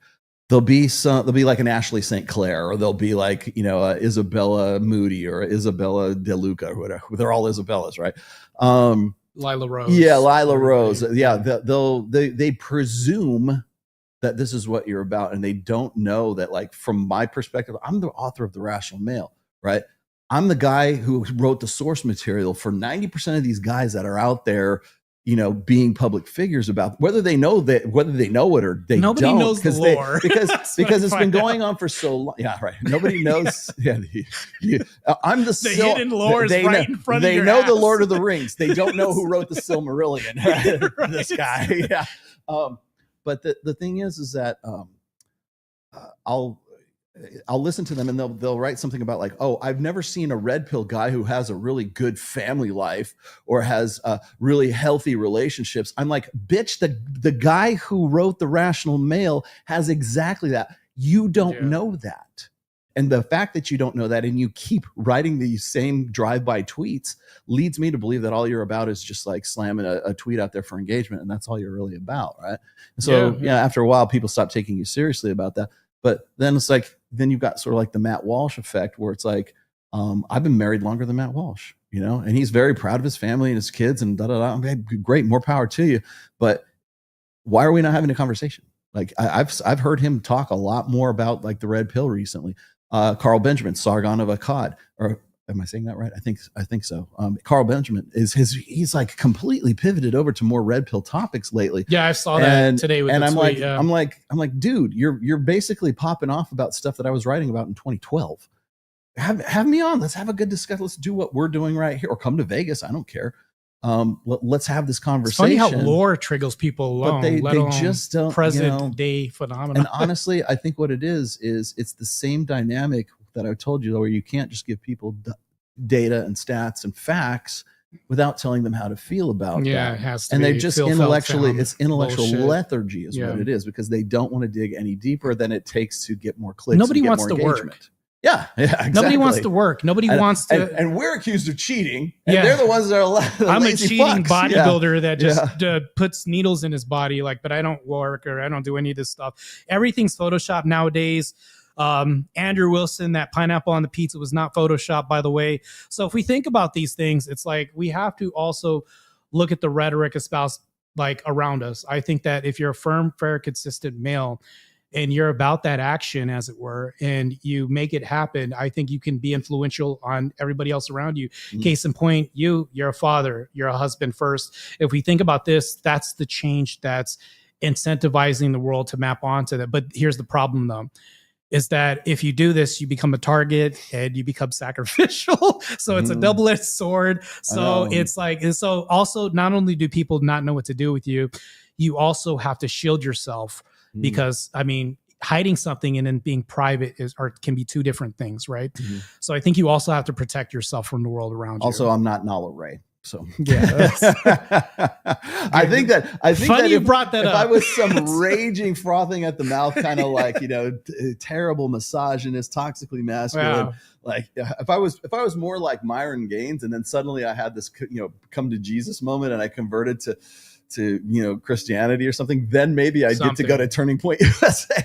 But, you don't until that day happens. No, I guess I'm. Then too, you're I'm around too, some sewing I'm circle too boring. Christians, Yes. and then it's like a whole pseudo feminist. Like it's just bad. But you brought up one person. You brought up Nala, which something gets used against me, and this recently came out because I'm adjacent to people that do attack people that currently do this. I used to be involved in a certain industry, and that is corn. I did a lot of solo content back in the day, and I suddenly found out, and this is something I knew would happen, that a lot of the past would come back to be weaponized against me. There's a lot of shame associated with this, but here's the thing. So I think everybody should be offered a redemption arc. Now, granted, there's a huge distinction between me and Nala. For one, I don't have my own ministry, and then I don't try to convert people. wait, let's not call it a ministry. All it is it's like Kajabi courses is what it is. There's a difference, Nala. I don't know if you know this, but there's a difference between like Kajabi courses and a ministry. Okay, you're selling the previous. So we have this pseudo ministry, maybe we'll call it that, and then you're telling people how to convert, what we're going to do, correcting people on scripture. No, this is how we say this. I don't even do this, let alone women can't do this, period, when it comes to laymen, as far as a Christian lay person, right? I don't even do this. I don't post scriptures on my social media. I don't lead with Christianity. I don't do any of this. The last thing I want people to do is just to call me out on some bullshit rhetoric and say, you're trying to I don't do that. I'm not an evangelist first. The second thing too is on my social media, my body's not everywhere. Even though I'm a pro bodybuilder, I'm really aware of it now that people can conflate the two. They'll say, well, you're showing your body. How are you different than the corn people that do this? Well, one's socially acceptable. I can go to school and talk to kids and then say, oh, you're the hero. You're me. And then the other, you can't do any of this stuff. It's divisive. You can go to the AVN Awards. Yeah, I'll pass on that. So if we think about these two things, it's like, I've been told like, well, how are you different from this person? Well, I've given you all these details on why I'm different. The problem with this is I can never really truly run from this if somebody wants to use this. You ever see that scene in 8 Mile where Eminem says that his buddy lives in a trail park, he shot himself, and his name is whatever his name was, and he just starts unloading all this ammunition that the person was going to use against him? Well, I don't hide this information, and if anybody asks me, well, this is what I did. And the shameful part isn't that. It's the fact that they call it gay for pay, even though I've never done anything gay with another man. It was sold to that subsector. Right. What I did was I created content and I got checks, and then I didn't care what happened, but we have to be conscious of what we put out there in the ethos because things can be used. The knife can cut both ways. Oh, yeah. Now, granted, I was buying a Navigator. I bought a BMW, paid for this condo like 2 years in advance. But you got to understand, you can't undownload any of this stuff. You can't strip it off the internet. So now it's like people are looking for hypocrisy. They're saying, well, you're demonizing sex work because you used to do this. Well, hold on. If I was a person that did meth and I went with the DARE program, like they used to have this, and I said, well, hold on. I don't want you kids to do meth. But then somebody blasted pictures of 10 years, meth face, all this. It's actually quite malicious if I'm not doing this and it's 10 years from this. How is it hypocritical for me to even say, well, no, I don't want you to do this. Stop doing this. And I was accused of this. They said, well, no, you used to do this and then somebody's currently doing this. You can't tell them to stop. This logically doesn't make any sense. Therefore, nobody can tell people to stop doing something. I should actually be one of the best references as to why we can't be in this industry and why it's bad. Not only this, but it's life ruination, because if you think about this, I do plan on competing, but think about how politically this could be used against me in the IFBB. Not to mention that, think about me running for office because I love debates. Think about law enforcement. Think about a teaching position. So if we think about life ruination, nobody ever thinks about this, let alone bully kids at school. Things like, yo, your mom's banging 10 dudes. Here you go. Like, there's so much more. And not to mention this, skyrocketing rates of depression in this industry, all this. And this isn't even a saving grace. I don't think men are as demonized as women are. But that's why I conduct myself online in a certain way where none of my posts are sexual, because I stay far away from that. I don't ever want people to weaponize and say that I'm a hypocrite in any kind of way. And also, I have to live this lifestyle. It has to be genuine, because you know what's going to happen? People that I love and I call myself family are going to distance themselves really fast. Right. So, yeah, I was going to say, it's like, I think I was like, we were off camera. I was saying, like, would you rather have if you're hooked on like heroin or something like that, would you rather have a drug counselor who has only read books about living the life of a heroin addict? Would you only want somebody who has like sort of book knowledge, or would you be better off with a guy who has been a former addict and knows can be empathetic, right? He knows what you're going through, and knows all the phases and the stages. He's just as book smart as the other guy, but he's actually experienced it. Which one is a better drug counselor? I would argue that it's going to be the guy who already knows what you're going through, because he's experienced it himself, right? And so that applies to a lot of different things, just like I said, by order of degree. So it's just kind of like, when I think one of the things that people expect me to do is to be like really pro marriage. They want, because I have a really good marriage. I've been married for 29 years. I know I attribute a lot of this, probably most of the success of my marriage to red pill principles, to understanding male nature, female nature, my wife's nature, my own nature, and how in the confluence of the two of them. Right. And so, but yet I'm still here saying, marriage is an all downside risk for guys as it stands today, right? I understand the institution of marriage. I know that it is a formalization of monogamy. I 100% agree with that. I think it could be a really great experience. I wish people could enjoy what I have with my wife, but I'm not going to insult people and say, oh, well, here's 12 rules for a perfect marriage or 7 hot tips to have a great marriage.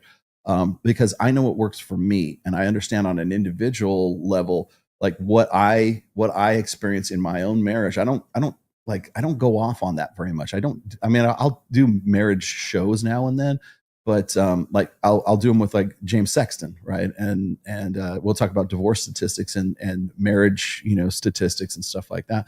And I'm just like data. Yeah, just throw out data there. And it doesn't mean I'm anti-marriage. I'm not anti-marriage. You're not manipulating the data. I'm anti. I didn't see it coming. Yeah, I didn't see it coming. I didn't know what was happening. I want people to be informed. Even that's even what James Sexton talks about is, like when a couple gets together, like, more about the title of your home and your mortgage, or there's more paperwork for that, or there's more, like, you're buying a new car and you have a payment for your car, and this is what your liabilities are for, like, financing this automobile.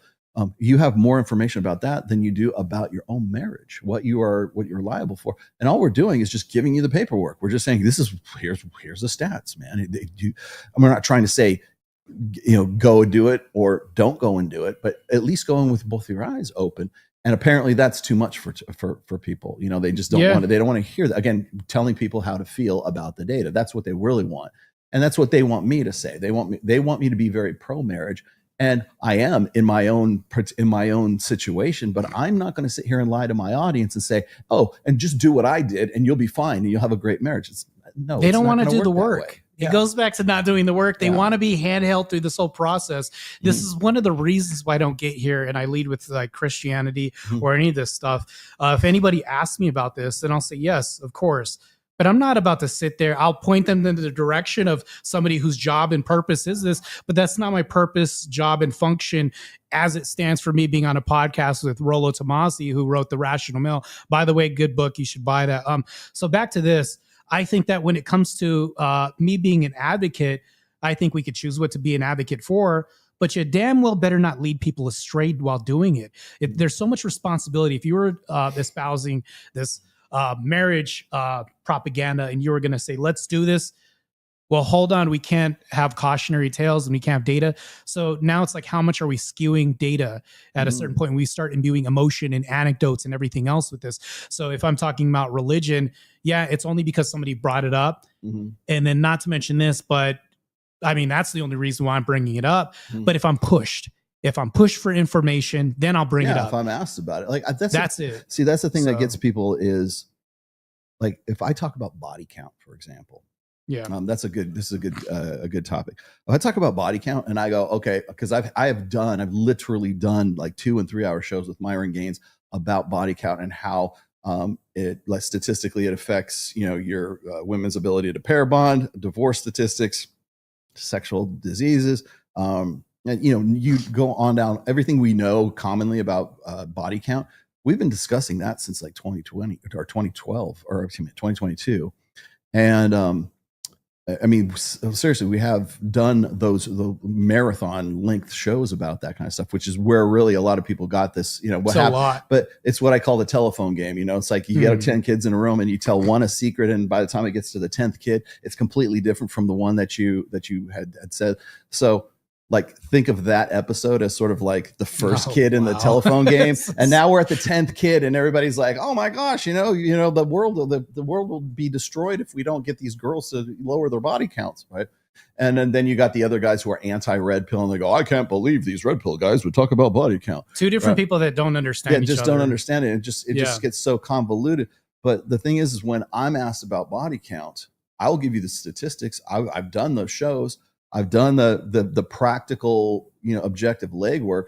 But if you privately are going to ask me about, well, what's your opinion on all of this? I'm going to say I could give two shits about body count. Once you pass 50, all of that pretentious bullshit just flies out the window, man. I don't care what a woman's body count is, not at my age, not, And I understand why guys would like to, really put a real emphasis on it, because it's how they like beat themselves up. All these girls are ran through. I'm never going to find a girl because they're all have high body thing when counts. I talk about bodybuilding. Like, all you're using that for is just a cope for your own inability to go out and do something, go and do anything. You're not going to be the first guy to fuck that chick. Accept that for what it is and work within that system. Don't wish it were easier, wish you were fucking better, right? But I'm just like, I don't care. And then when women ask me that, well, don't you red pill guys hate women who have lots of high body counts? Not at all. So detached. If you don't care about marriage, red flags are green flags, man. It's like, go for it. That's what I was saying. Yeah. It's bizarre world opposites. And again, there's, statistically, it's true. But like, the thing is like, even women who have high body counts, it doesn't mean they can't pair bond. They're only pair bonding with the guy who is the most dominant alpha that they remember. Yeah, we're not making a monolith here. When I talk about alpha widows, right? Oh, would you rather be with a woman who has a body count of 3, but one of those 3 was like the most alpha guy she had ever been with, and he died in battle. He died in war or something, like in a very noble cause, and she just can't get over him? Or would you rather get with a girl who's like has a 15 or a 20 body count, but you are the most alpha guy that she's ever been with, and she just forgets all about the rest of those guys? What would you rather have? The girl with a high body count and she worships you? Or would you rather get with the girl with the lower body count and she's still pining for her old, widowed, husband who's in the ground in Arlington? Like that, like you go and you take those two things, and then suddenly body count gets put into a different perspective. There's a lot of misinformation out there. Case in point, like the single mothers, they get bastardized all the time. I will say that I am against most single mothers, like date an advocate for that. But here's the reason why I don't create a monolith and I don't say it's an absolute on single mothers, because there's 2 classes that I'll even bring up. For example, let's say you have a single mom that's widowed. Okay, she had no choice. We're just going to demonize her because somebody passed away. The second example, she's abandoned. I'm not going to demonize a woman because she's abandoned. I have friends, I know a woman that is with somebody that's like family to me. The same thing happened to her, but then they go after her husband and say, well, hold on, you're coming after single, they're coming after single women. But a lot of these people, they don't understand that there's a disconnect. So it's like whenever we always have to look at the situation, right? Case by case. You can't say everyone, right? The same thing with body count. But here's the thing though. Most cases, I can say in most cases, I do want to stay away from somebody that works at a strip club or that's a prostitute, things like this. Most cases, I do want to stay away from women. Yes. So the same thing, like as a data packet, I'll look at this as data and do what it would like, work with this information like it's fire. Do I plan to cook with this, or do I plan to burn witches at the stake with this? Like, right. I have to pick my road. Well, like Sartain will talk about this. He'll be like, he will date and have sex with porn stars and strippers and FHM models, but he's not marrying them. You're not on the long-term list. You are recreational use only, and he'll be the first one to tell those girls that too. And if that's not the case, and they're not okay with that, then he's got sexual selectivity that most guys don't have. So. Like when I'm talking about, again, like if we're talking about body count, there's me giving the statistics about it, or single mothers for that matter. There's me giving the statistics about it. And then there's like, okay, what's your opinion of this? That's a different conversation. Like I said, the red pills are praxeology. Yeah. If you want me to tell you why guys have a hesitation to get with a single mother, like a evolutionary part of their psyche, it's still data. Yes. Is it Rollo? Is it right or wrong? Oh, that's a whole nother conversation we can have. That's the practice. There's now you're talking about prescriptions. Red pill is the theory. Whole different. Game is the practice, or whatever you want. Like whatever you choose as your best practices for your living your life. Most people don't know that you're basing your belief set on your belief set is basically a set of best practices. This is the best way to live your life. Okay. These are best practices. What is that based on? It could be based on the Bible. It could be based on data. It could be based on like your dad having a talk with you at some point in your life, or your mom, or how your upbringing. Maybe it was somebody that you met in the military or in your schools, whatever it is. Yeah. Like it's not just from one source. It's from like a variety of sources that have helped you sort of develop the belief sets that you have. And what are those belief sets? they transfer into behaviors. What are those behaviors? Best fucking practices. So if you're going to ask me, Rollo, what about single mothers? I'm going to give you the data, and I'm going to tell you the evolutionary reason why men don't want to get with single moms. It's about paternity. That's what it is. And it's about cuckoldry, and it's about paternity. Well, it's I'd about actually parental offer more. investment. And then if they say, well, Rollo, what do you think we should do? That's a whole different conversation. I will actually say more. So this is what I will often tell men. I'll say, I'll go down the what if scenario and then tell them that these are possibilities because we look at outcomes. I'm not like a utilitarian to some regard, but when we look at this, I'll say, well, okay, how much authority will you have in this household if little Timothy, who's not your son, puts holes in the walls and fails the grades, and you say, I'm taking all your electronics out of the room, and she says no, because there's two distinct things that can happen. There's language and then there's action. She can say, not my son. Well, hold on. If it was our son, that changes things differently, right? So I have all the responsibility to protect Timothy from gunfire, make sure he's fed, all this. But when it comes, protection and parental investment. Exactly. But when it comes down to putting my foot down and saying, no, not underneath my roof, is it really my roof? So I will talk to guys about this, and I'll say, well, that's an outcome that could possibly happen. But will I say, do I think they should do this or not? That's a different conversation of like what you should do, prescription. I will never offer this. I'll never say, nope, I wouldn't if I were you. Well, hold on. That's no longer what we call red pill. You're actually going on to some feel, felt, found rhetoric, and that's a wholly different subject. Yeah. Entirely. That's why I get all bent out of shape when I listen to these guys talking about, well, the red pill is really just a political thing, or it's it's about finding truth and blah blah blah. I'm like, dude. So what I do is I go back to my days on SoSwab, and I get a screen cap of the earliest instance of me using the term red pill, which was December of 2004, I think. I'll go, if you have something that predates this post, I'll believe you. Go ahead. All of this started in the seduction community, back to the not lore. in your politics, not in your Republicans, not in your alt-right bullshit, not in Trump 1 or Trump 2. To show, if you can show me an earlier instance of you guys using this, then I'm all ears. But nobody does. Vatican I, Vatican II. I mean, these guys are back here. These guys are like, and 90% of these kids have if they were even alive then, they were watching Jimmy Neutron and Fairly Odd Parents while I was out here having these same conversations. Way before Sally Jesse Raphael, if you don't. All right, well, let's before we go, you have a book coming out. Let's talk about your book. Oh, yes. I'm glad you brought that up because I would have just slipped. So there's a book that I'm going to come out with, and it's probably publishing this in 4 months. Rachel Wilson, she's going to write the foreword to this, and it's analogous. The reason why is because the title of this book is called The Female Warrior Fallacy. I go over the whole history in as many cultures as I can find, right? And still searching and sifting. A lot of this was romanticized, revisionist history, fictitious. So if you look at the likes of Xena Warrior Princess, this class of warrior never existed, right?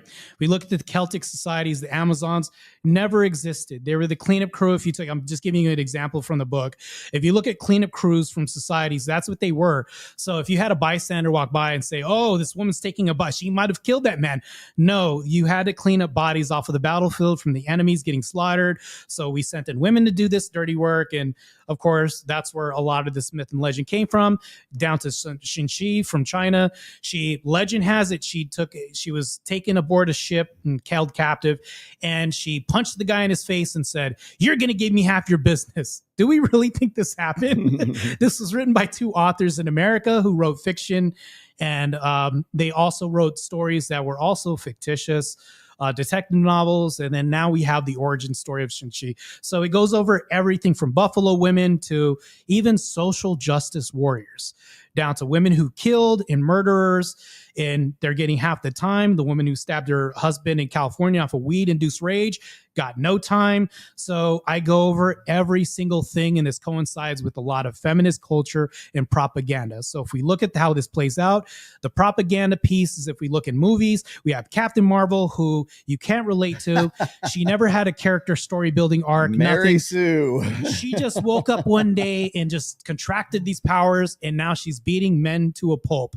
Whereas we had Ellen Ripley, Sarah Connor. You can relate to them. They're fragile women. They use their brain, guts. You can actually go to the theater and say, you know what? I buy this character. Women don't even buy Captain Marvel, let alone any other figure we have. So now we have this bastardized version of a woman cosplaying as man. So really, in reality, I think you would agree with me on this. I think you shared one of my posts that a lot of women are just low tier men. And now that we have this in society, this is being espoused and propagandized. My book goes into all this. It goes into the beginning of prehistoric. When we go into cave women, so I debunk actually everything from the archaeological exhibits being drug up.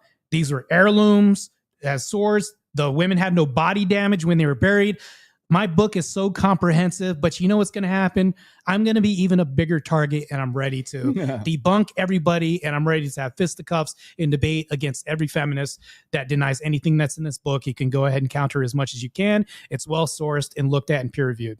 It reminds me of this one article. Well, I actually have seen this in other articles too, but this one article about how it got passed around and published, but it was about how women were actually hunters. They were like really great hunters. I debunked this in my book. And there's a great aporia, and then there was a debunking article on it on aporia. And so they went through like all these different cultures and looked at these tribal cultures, and they looked at like where the women were doing, like, well, did they actually do any kind of hunting?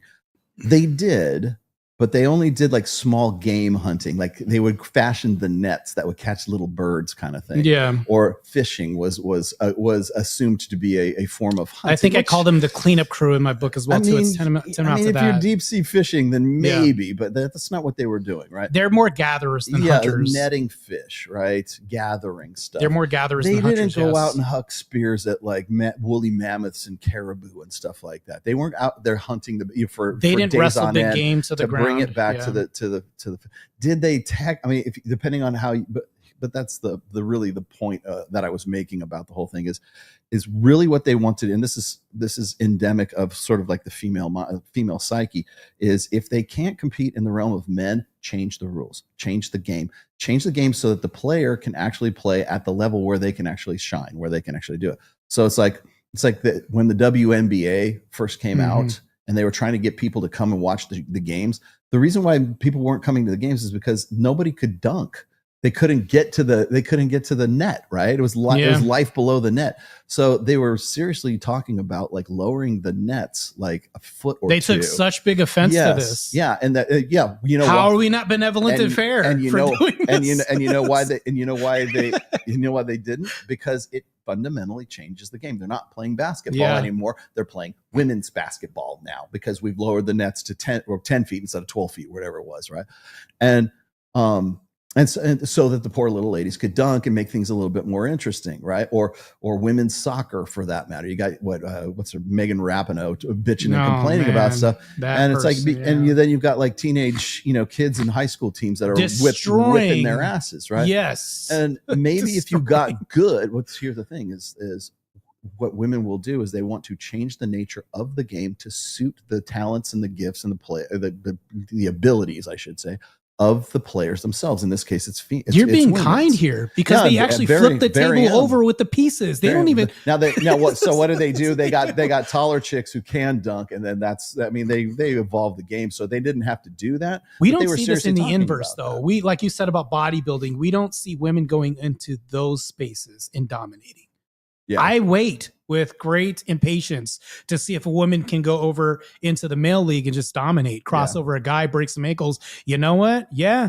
We'll see that. You notice it's still always waiting here. You notice it's always males who transition to females who go in and just dominate the sport, but it's never the females who want to be male and come in and dominate the male sports. I wonder why that is.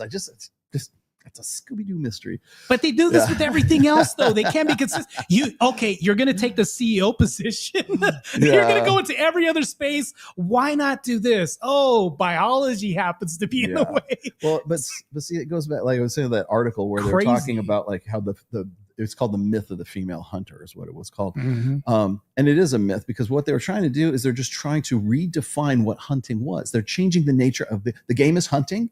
Well, the little ladies were technically hunting because they were netting little pigeons and stuff like that. I'm glad you brought that up. So Yeah. I go over into the book, and if you look in the dictionary, because definitions are not an absolute, they're not a static position. They move from culture to culture and change. Because if I walked into this room and I said, "Hey, are you guys having a gay old time?" Everybody think I was talking about homosexuality? But now it doesn't mean happy. It used to. Right. So language is always changing. So in the book, I go over into what is a warrior. And then I suss this out and I say, well, a warrior, this is my definition of the warrior. And this is what society attacks and tries to change. A warrior to me is somebody who can compete on the level of a man and fight men. So we're talking about the equivalent of what men can do. Now, if we hold this standard, try to attack this. So I create a definition so that way the women can attack. So that way they can't put words in my mouth. So my book automatically does this. Because if you don't have a definition, you can't have a standard and you can't have a metric. And if we don't have any of this, what are you really addressing? And this is what women do. They'll fog language all the time. Vibes. The fuck is a vibe? Yeah. If I tell you what energy is, they'll say, well, no, I just got to match his energy. You know, it's all about his energy. If you ask 5 different women, you're going to get 5 different answers. Hence why I have to come out with warrior and say what that is and be really distinct about this and then narrow it down, attack that. That's because women speak an emotional language and men speak an empirical language. Conditional language? You are speaking from a position of empirical, objective, realistic, reality. Right. Women place emotion before reality. It feels before reals, right? We've heard that before. Our natural language is empiricism. Women's natural language is emotionalism. So when you hear the word vibe, I'm going to explain to you why they use vibe and energy and crystals. My stomach is churning, but go ahead. So here's Rollo. okay. So I just brought this up on my Sunday show. I don't know if you're familiar with the author Arthur C. Clarke. He's a science fiction author, and he was a futurist too, right? Yeah. And so one of his great quotes, I use this in my 4th book, was any sufficiently advanced technology is indistinguishable from magic, right? So if you went back in time and you had a Zippo lighter and you went back to the Middle Ages and you used the Zippo lighter, Salem witch trials they would burn you at the stake because you're the devil. Because they don't understand the technology. It's easy to figure out, right? You know, there's a gas and the little spark and stuff. Or if you went back to, like, say, the 1900s and you had an iPhone and it actually worked, and you say, I have all the world's knowledge on this one little box right here. I can go look it up, or AI or whatever else. People would either think you're crazy, or they would say you're the devil as well back then. So if you have an advanced technology that people don't understand, and technology can be anything, right? It doesn't have to be like a piece of tech or a cell phone or something like that. It could just be something that is it could be chemical, right? It could be whatever. If you don't understand how that thing works, human beings have always done this. We've had to apply the word magic or vibes or energy or all this stuff. Now, what they're doing is they're describing a feeling that they have. Now, I can describe to you, here's why you think this is vibes, because the visual cues he's giving you, their pheromones, this, and I can run down all the day. I can tear the car apart and put it back together piece by piece. And you call that car vibes or energy or whatever else because you don't understand how the car works. I do, because I'm a guy and I think in terms of empirical realism and mechanics and stuff like that. And the reason why they call it vibes is because it's magic to them, because they don't understand the technology. And in this case, the technology might be, I don't understand why I'm attracted to this guy. If we're vibing, then I'm going to go sleep with him. The vibing is whatever he's doing, the behaviors that he's showing you and the visual cues and all the stuff that's going on in the right environment and everything else. That's what's making you attracted to this guy. But again, women don't want you to explain the game to them. They want you to play the game with them. So you have to be able to go, oh, vibing? Yeah, man, I love it when we're vibing together. It's awesome. And I understand the bullshit that's going on because I understand the mechanics. I want to believe I was making the choice. Yes. It was my own suggestion. It was me who decided. No, it wasn't. I checked my astrology charts and I asked my magic 8-ball if I was going to meet you. And you know what? I dreamed about you last night and here you are. this is just serendipity. It's just divine intervention. Thank you, God. Like yeah. it's energy, it's vibes, it's whatever else. It's just because women don't understand technology. I think when people function at a higher magnitude, at a higher level, I'm going to bring him up, and not to bring up Andrew Wilson this whole panel, but when he functions at a high level, and you're talking about rhetoric, logic, and consistency, and you're talking about a high level of philosophical acumen, right? A lot of women will look at this and say, you're mean. He's just fighting stupid people. Well, it looks stupid because you're being made look stupid, because a lot of people don't function at this high level. So that's why when I could say, well, he's the Michael Jordan magician of what he does, it's because it's hard to find people that function at this level.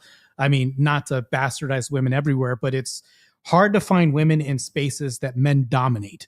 And the reason why is because most women are passive. Most men are more aggressive.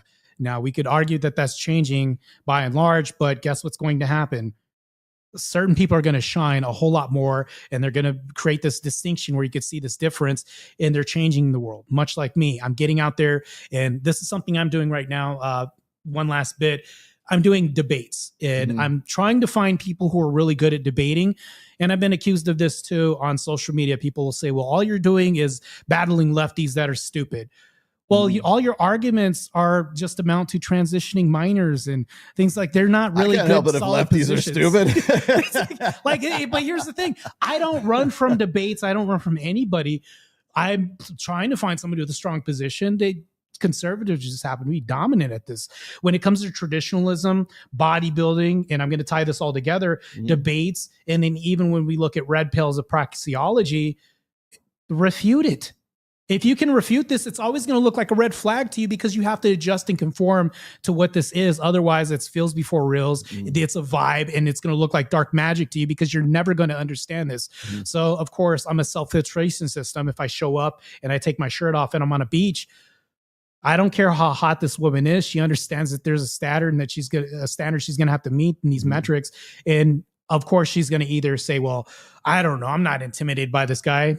Yeah, there's a lot of discipline and a lot of suffering. He looks like he's very insecure. Or it's insecure, or I have to talk, or he only debates stupid people. Like, it's all the same shit that we go down. It's the same rhetoric, and all you're doing is trying to tear something down that's just consistent. That's what we men are. For the most part. Well, cool, man. This has been a great conversation. I knew this was going to work. We could keep going, man. So yeah, I would love to. So you got your book coming out. What's the title of it again? It's The Female Warrior Fallacy. Okay. Yeah. Cool. Rollo, by the way, I'm letting you guys know Rollo's offered to maybe possibly do the cover of the book. Sure. Yeah, no problem. I've done it. I don't got a definite. I've done it enough for see. Aaron Clary, so or whatever. But thanks for coming, man. It's been good.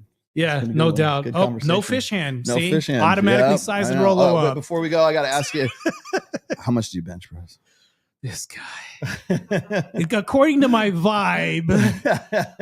let's go ahead. It's just like, what's your deadlift? Let's do a vibe check on that first before we get to that. All right, guys. Thanks for watching. Access Vegas will be tomorrow, 8 p.m. Pacific, 11 p.m. Eastern. We will have Mystery on. He's our male guest tomorrow.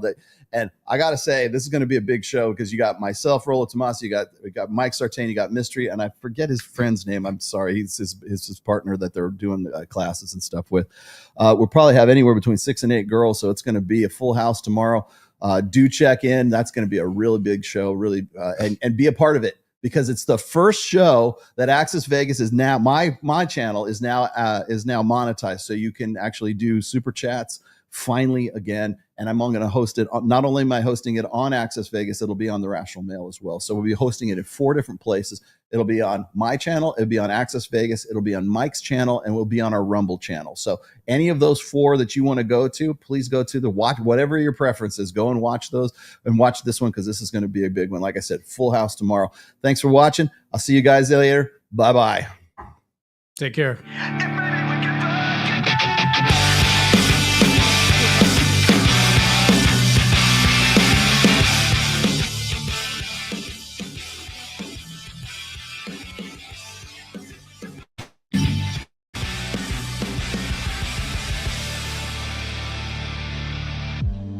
Would you do it again? I need to feel you on time.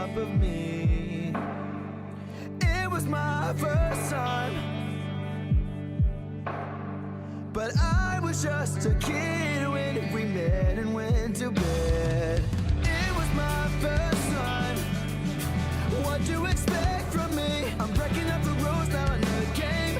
I've got some new tools, please do the same. Time came by when over like a matchbox stereo. Time to keep my thoughts now, let go. Bound to keep me up all night. But maybe we can fuck again, and maybe things are different. Goddamn, baby, one more again. Won't you put it on me one more again? I need to know if maybe we can fuck again, then maybe things are different. Goddamn, baby, one more again. Could have the best of my life.